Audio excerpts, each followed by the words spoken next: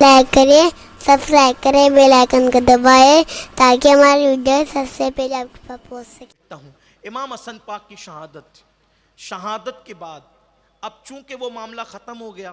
کون سا معاملہ؟ کہ حکومت ہماری طرف پلٹ کر آئے گی۔ اس نے آنا بھی نہیں تھا۔ کیوں نہیں آنا تھا؟ اس لیے کہ 30 سال پر خلافت راشدہ مکمل ہو جانی تھی، اور جب خلافت ہی مکمل ہوئی تو امام حسن نے بادشاہ کب بننا تھا؟ بادشاہ تو بننا نہیں تھا۔ اور پھر اسلام کے پہلے بادشاہ خلافت راشدہ کب تک رہی؟ صدیق اکبر، فاروق اعظم، عثمان غنی، مولا علی، امام حسن۔ امام حسن پر خلافت راشدہ ختم ہو گئی، اور اب ملوکیت کا آغاز ہوا، بادشاہت کا آغاز ہوا۔ پہلے بادشاہ اسلام میں جو ہوئے وہ حضرت امیر معاویہ رضی اللہ تعالیٰ تھے۔ یہ صحابی رسول ہیں۔ اور بس میں آپ سے اتنا کہنا چاہتا ہوں کہ ہمارے حضور نے فرمایا جب میرے صحابہ کا ذکر ہو تو ان کا ذکر خیر سے کرو یا چپ رہو۔ اس لیے امام حسن پاک کی شہادت کے بعد جب بادشاہ بنے حضرت امیر معاویہ رضی اللہ تعالیٰ، ہم نے ان پر کوئی کمنٹ نہیں کرنا، کوئی توہین نہیں کرنا، کوئی گستاخی نہیں کرنا، کوئی بے ادبی نہیں کرنا۔ بہت خوبصورت جواب لگتا ہے حضرت عبداللہ ابن مبارک رضی اللہ تعالیٰ کا یا عمر ابن عبدالعزیز کا، کہ جب پوچھا گیا کہ کیا کہتے ہیں آپ حضرت امیر معاویہ کے متعلق، تو جواب دینے والوں نے جواب دیا کہ جب اللہ نے ہماری تلواروں کو ان کے خون سے محفوظ رکھا تو کیا ضرورت ہے کہ ہم اپنی زبانوں کو جو ہے وہ ان کی بے ادبی سے آلودہ کریں۔ تو بس یہ معاملات ہیں۔ اللہ تعالیٰ جو ہے وہ بہتر جانتا ہے۔ حقیقتوں کو اللہ کی طرف سونپیں، اور ہمارے بزرگوں نے ہمیں جو حکم دیا یہی کہ زبان کو خاموش رکھیں۔ اب یہ تھا کہ حضرت امیر معاویہ کا دور کافی جو ہے وہ طویل گزرا، تقریباً کم و بیش امام حسن بلکہ مولا علی کی شہادت کے بعد تقریباً 20 سال کا عرصہ گزرا۔ وہ 20 سال میں حضرت امیر معاویہ نے مکمل طور پر اسلامی تمام ملکوں پر جو ہے وہ اس کو اپنے انڈر میں کر لیا اور حکومت کی، اور آپ کے دور میں حکومت ہوئی بھی۔ لیکن جب آپ کو فالج ہو گیا اور فالج کی حالت میں آپ کا انتقال ہوا ملک شام کے اندر، تو آپ کے انتقال کے بعد پھر جو ہے وہ یزید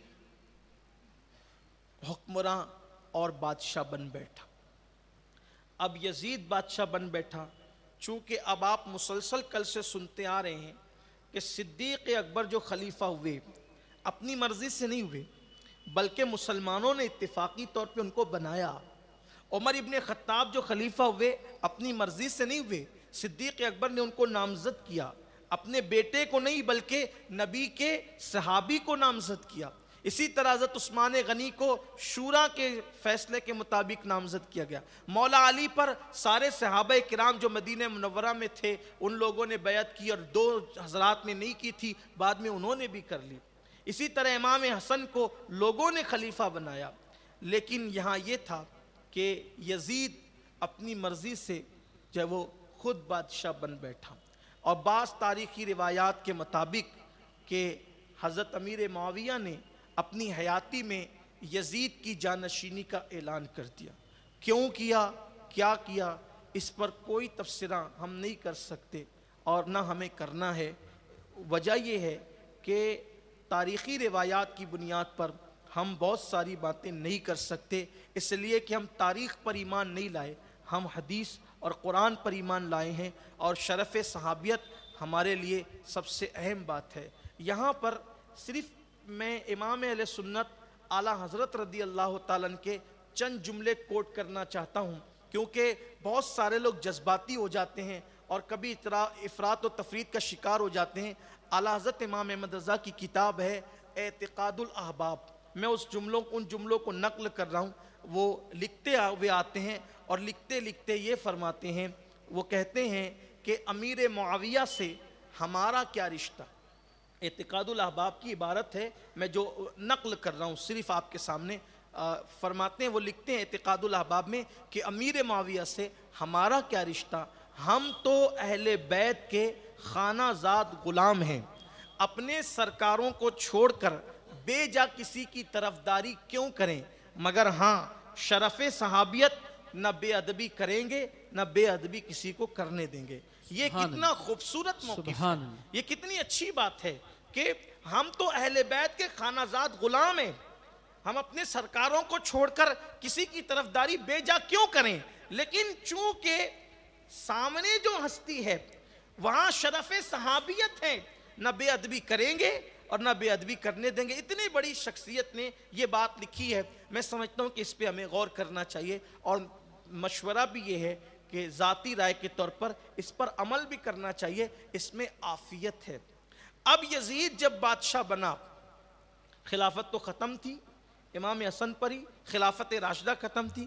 اب یزید بادشاہ بنا تو یزید کی تمنا یہ تھی کہ جیسے صدیق اکبر کے ہاتھ پہ سب نے بیعت کی اور صدیق اکبر کی برتری کو تسلیم کیا, عمر ابن خطاب کی بیعت کی, ان کی برتری کو تسلیم کیا, عثمان غنی کی بیعت کی, ان کی برتری کو تسلیم کیا, مولا علی کی بیعت کی, ان کی برتری کو تسلیم کیا, امام حسن کی بیعت کی, ان کی برتری کو تسلیم کیا. اب لوگ مجھے بھی تسلیم کریں. اور یہ تسلیم نہیں تھا, یہ تو مسلط تھا. تسلیم الگ بات ہے, مسلط الگ بات ہے. اور پھر کوئی کرتوت بھی تو ہوتا, کوئی کرتوت بھی تو ہوتا. یزید کے متعلق اب اس کا کوئی کردار پڑھنے کی بجائے صرف اتنا بیان کرنا چاہتا ہوں کہ یزید 25 یا 26 ہجری میں پیدا ہوا. فاروق اعظم رضی اللہ تعالیٰ کے دور خلافت میں اس کی پیدائش ہوئی. کوئی کرتوت کا یہ لڑکا نہیں تھا, اور حضور اکرم صلی اللہ علیہ وآلہ وسلم نے اس کے بارے میں پہلے ہی خبر بھی دے دی تھی. آج کل یزید کی بھی وکالت ہو رہی ہے. لوگ کہتے ہیں یار یزید اتنا برا نہیں تھا جتنا لوگ بیان کرتے ہیں. تو چلیں جتنا تھا اتنا آپ کر دیں. اسی مالیگاؤں میں کسی صاحب نے یہ بات تقریر میں کہی کہ یزید اتنا برا نہیں تھا جتنا بیان کرتے ہیں لوگ. اس کا مطلب برا تو آپ کے نزدیک بھی تھا نا, تو جتنا تھا اتنا آپ بتا دو کہ کتنا تھا. اور پھر جب آپ بتائیں گے کہ کتنا تھا تو پھر آگے پھر ہم بھی بتائیں گے. یہ بھی بات کہی جاتی ہے کہ یزید کی برائی تو مورخین نے لکھی ہے, محدثین کے یہاں یزید کوئی برا نہیں تھا. اگر یزید محدثین کے نزدیک برا نہیں تھا تو ذرا مولوی جی یہ بھی بتاؤ کہ کتنی احادیث ہیں جو محدثین نے یزید سے لی ہے. کیا بات ہے, کتنی حدیثیں بیان کی محدثین. جب وہ برا نہیں تھا, جب وہ برا نہیں تھا تو کتنی حدیث لی ہے یزید سے. بلکہ یزید کا مطلب ہی مزید ہے. کیا بات, یعنی وہ اتنا مزید بگڑا ہوا تھا کہ اب مزید بگڑنے کی ضرورت نہیں تھی. بہت زیادہ بگڑا ہوا تھا وہ. اس سے زیادہ کیا ہو سکتا ہے کہ حضور اکرم صلی اللہ علیہ وآلہ وسلم کا فرمان ہے کہ میری امت اعتدال پر رہے گی, میری امت حق پر رہے گی, حتیٰ کہ بنو امیہ میں ایک شخص پیدا ہوگا اور وہ میری سنت کو بدلے گا, اور اس کی شرح میں لکھا ہوا ہے اس کا نام یزید ہوگا, سنت کو بدلنے والا. بعض محدثین نے تو ڈائریکٹ نام ہی لکھا کہ حدیث میں نام آیا ہے کہ یزید نام کا آدمی ہوگا جو سب سے پہلے میری سنت کو بدلے گا. اور اللہ کے نبی صلی اللہ علیہ وسلم تو یزید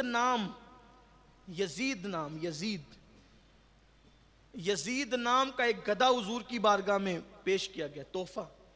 پوچھا تیرا نام کیا؟ اس نے کہا میرا نام یزید ہے. کہا تیرا نام یزید نہیں ہے, آج سے تیرا نام یافور ہے. سبحان اللہ, سبحان اللہ. حالانکہ پہلے یزید نام ہوئے ہیں, میں اس پہ کوئی کمنٹ نہیں کر رہا ہوں, پہلے ہوئے ہیں, لیکن یہ یزید, تو یہ جو یزید ہے اس کے اندر بڑی برائیاں تھیں. اچھا, پہلی بات تو یہ کہ مورخین نے لکھا ہے, صرف نقل کے طور پہ بیان کر رہا ہوں میں آپ کے سامنے, پھر آپ مزید پڑھ لیجئے گا کہ اس کی ماں جو تھی میسون, اس کو حضرت امیر معاویہ نے طلاق دے دیا تھا جب یہ چھوٹا بچہ تھا. اس کو ابن کثیر نے لکھا ہے. مطلب یہ ان کے گھر میں بھی نہیں رہا پھر بہت دنوں تک, مگر جب یہ جوان ہوا تو یہ بڑا شاطر تھا, عیار, تو یہ پھر آ گیا, کیونکہ اس کو یہ تھا کہ میرے بابا کے انتقال کے بعد تو پھر یہ میں نے یہ ہڑپ کرنا ہے, تو یہ آ گیا تھا. اور یہ شرابی تھا, اس میں کوئی شک نہیں کہ یہ شرابی تھا, بلکہ یہ اتنا بدبخت تھا کہ اس شخص نے سفر حج میں بھی شراب پیا ہے. سفر حج میں بھی اس نے شراب پیا ہے. اور پھر ہمارے بڑے بڑے مورخین نے لکھا ہے کہ یہ سوتیلی ماں کے ساتھ تک بدبختی کرتا تھا. تو کیا کرتا تھا مسجد کے ممبر پہ نہیں کہہ سکتا, لیکن یہ ضرور ہے کہ بدبختی کرتا تھا. اور محرمات کے ساتھ, یعنی خالہ, پھوپھی, اس طریقے سے جو محرمات ہے ان کے ساتھ نکاح کو یہ روا رکھتا تھا. آپ تاریخ اٹھا کر پڑھیں. اتنا بدبخت تھا, بنو ہاشم سے اس کو اتنی دشمنی تھی کہ جس وقت کٹے ہوئے سر شہداء کے آئے تو اس نے کہا تھا کہ اگر آج میرے باپ دادے یہ منظر دیکھتے تو وہ خوش ہوتے کہ میں نے بدر و احد کا بدلہ لے لیا. بدر و احد کا بدلہ لے لیا. اس کے اشعار ہیں, اس نے اشعار پڑھے تھے اور یہ تاریخ میں موجود ہے, تاریخ کے اندر یہ اشعار موجود ہے. تو بدر و احد کا بدلہ اس نے لیا کس سے؟ آپ ذرا غور کریں, بدر و احد کا بدلہ لیا کس سے؟ بدر و احد میں ایک طرف کون تھے؟ حضور علیہ السلام اور ان کے کلمہ پڑھنے والے تھے, اور دوسری طرف کون تھے؟ عتبہ, شیبہ. یہ جو تھے یہ یزید کے رشتہ دار تھے, عتبہ, شیبہ. تو یہ ان کے بدلے کی بات کر رہا ہے کہ میں نے بدلہ لے لیا. یعنی کافروں کا بدلہ کس سے لیا؟ نبی کے نواسوں سے. آپ بتائیں کیا ہے؟ اس بدبخت نے تو یہ بھی کہا کہ بنو ہاشم پر کوئی وحی نہیں آئی, بلکہ انہوں نے حکومت کے لیے معاذ اللہ اور اقتدار کے لیے جو ہے یہ قضیہ گڑا ہے. یہ بات, اس طرح کی بہت ساری باتیں اس بدبخت نے کی. امام عالی مقام نے بیعت اس لیے نہیں کی. اگر آپ بیعت کر لیتے, اسلام دشمن طاقتیں آج ہم سے کہہ سکتی تھی کہ تمہارے یہاں تو وہ بھی خلیفہ ہو سکتا ہے جس نے شراب پی ہے, جو زنا کرتا تھا, جو بندر نچاتا تھا, جو آوارگی کرتا تھا. دیکھیے امام علی مقام کی بیعت نہ کرنے سے اتنا تو ہوا کہ یزید کا چہرہ بے نقاب ہوا. اور لوگ کہتے ہیں کہ بعض صحابہ نے بھی تو بیعت کی تھی. جن صحابہ نے بیعت کی تھی یا جن صحابہ کا بیعت کرنا ثابت ہے, ان لوگوں نے اس لیے بیعت کی تھی جیسے جان بچانے کے لیے مردار اتنی مقدار میں, جتنی مقدار میں جان بچ سکتی ہے وہ کھایا جا سکتا ہے. تو جان بچانے کے لیے جو مردار کھایا جا سکتا ہے جان بچانے کے لیے, تو اس کا یہ مطلب تو نہیں کہ سب کے لیے مردار حلال ہو جائے گا. جان بچانے کے لیے اتنی اجازت ہے. تو صحابہ نے جنہوں نے بیعت کی تھی وہ جانتے تھے یہ بدبخت ہیں, یہ بے مروت ہیں, یہ بدنصیب ہیں, اور اگر یہ بات کریں گے تو جان ہاتھ سے جانی ہے. انہوں نے جان بچا لی تھی. لیکن امام علی مقام نے رخصت پر نہیں بلکہ عزیمت پر عمل کیا کہ جان جاتی ہے چلی جائے مگر یزید کا چہرہ بے نقاب ہو جائے. تو جن نیک بندوں نے یزید کی بیعت کی تھی ہم ان پر کوئی لعن طعن نہیں کرتے, کیونکہ انہوں نے رخصت پر عمل کیا تھا, جان بچائی تھی. وہ جانتے تھے کہ یہ شرارت کریں گے, ان کی شرارتوں سے واقف تھے. اللہ اکبر, اس لیے انہوں نے جان بچا لی. گوش عافیت میں, گوش گمنامی میں انہوں نے زندگیاں گزار دی. لیکن عبداللہ بن زبیر نے تو بیعت نہیں کی تھی, امام حسین نے تو بیعت نہیں کی تھی. یہ حضرات باضابطہ ڈٹے رہے. حضرت عبداللہ ابن عمر بھی بیعت سے جو ہے وہ کنارہ کشی کرتے رہے. حضرت عبد الرحمن ابن ابو بکر جو تھے ان کا انتقال ہو گیا بعد میں اور وہ پردہ فرما گئے. اسی طرح سے بڑے بڑے اکابر صحابہ نے بیعت نہیں کی تھی, اور جن لوگوں نے کی تھی ان کے لیے رخصت کا پہلو تھا, اور وہ یہ چاہتے تھے کہ اس سے یعنی کہ یوں ہے نا کہ جو گندگی میں ڈوبا ہوا ہو اب اس سے تو جان ہی بچانی, جان ہی چھڑانی ہے. لیکن امام علی مقام جس کی رگوں میں محمد الرسول اللہ کا خون تھا, انہوں نے بیعت نہیں کی, عزیمت پر عمل کیا, رخصت پر نہیں عزیمت پر.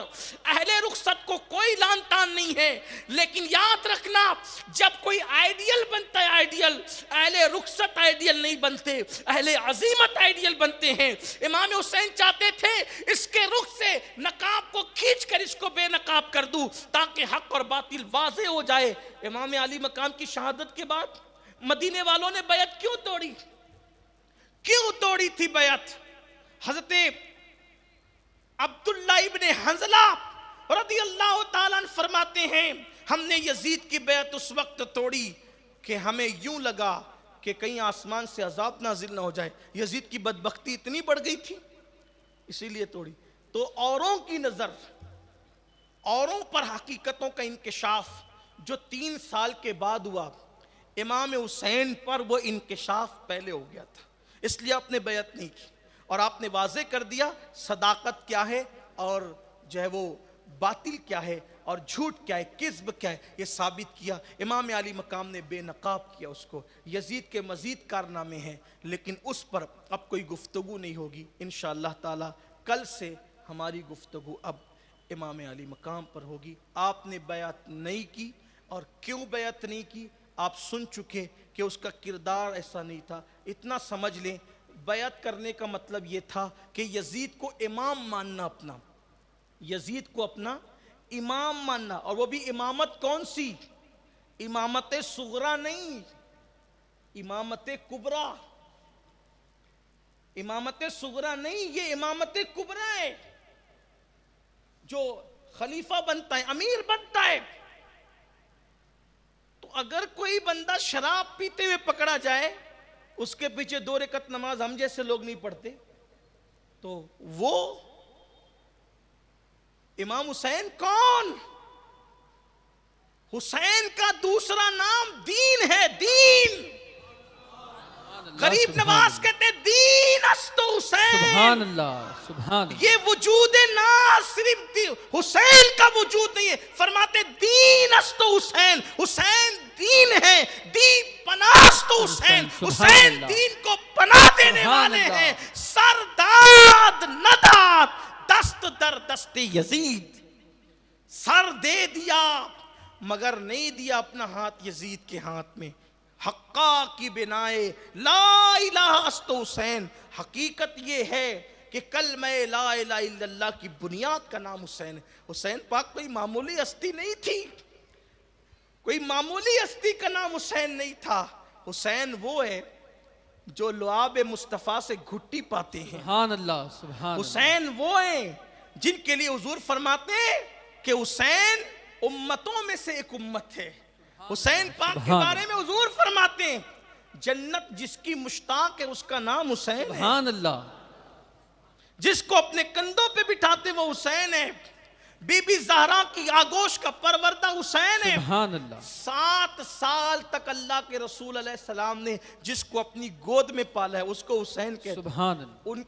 ان کے تلووں سے کوئی چیز مس ہو جائے ایک لمحے کے لیے وہ بھی بہت قیمتی ہو جاتی ہے. ایک تو خون ہے، حضور علیہ السلام کا خون ہے، اور پھر حضور کی گود میں پلیں. ذرا سوچے تو صحیح وہ آخر کیوں بیعت کر لیتے. اور آج اب حسین اور یزید صرف 2 ذاتوں کا نام نہیں، 2 موقف کا نام ہے، 2 اصطلاحات کا نام ہے، 2 پہچان کا نام ہے، 2 مکتبہ فکر کا نام ہے، 2 سوچ کا نام ہے، 2 مشن کا نام ہے. اسی لیے تو آپ دیکھیں کسی کافر کو بھی یزید بولو تو ناراض ہو جائے، بلکہ جو یزید کی وکالت کرتے ہیں ان کو بھی یزید بولو تو ناراض ہوتے ہیں. بھئی جب یزید برا نہیں تھا تو آپ کو یزید کہنے سے آپ ناراض کیوں ہوتے؟ اس کا مطلب آپ کے دل میں بھی ہے کہ یزید برا تھا. کمنٹ شیئر ضرور کریے.